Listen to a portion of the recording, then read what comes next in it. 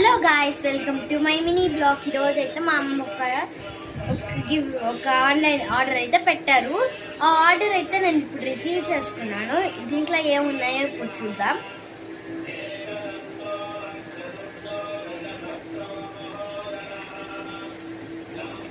దీంట్లో వాటర్ దియాస్ అయితే ఉన్నాయి. ఇప్పుడు నేను ఇవి ఎలా వర్క్ చేస్తాయో చూపిస్తాను రండి.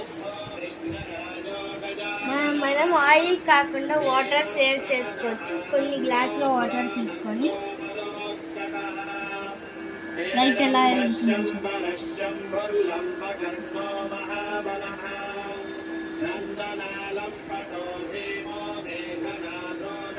సో నైస్ కదా.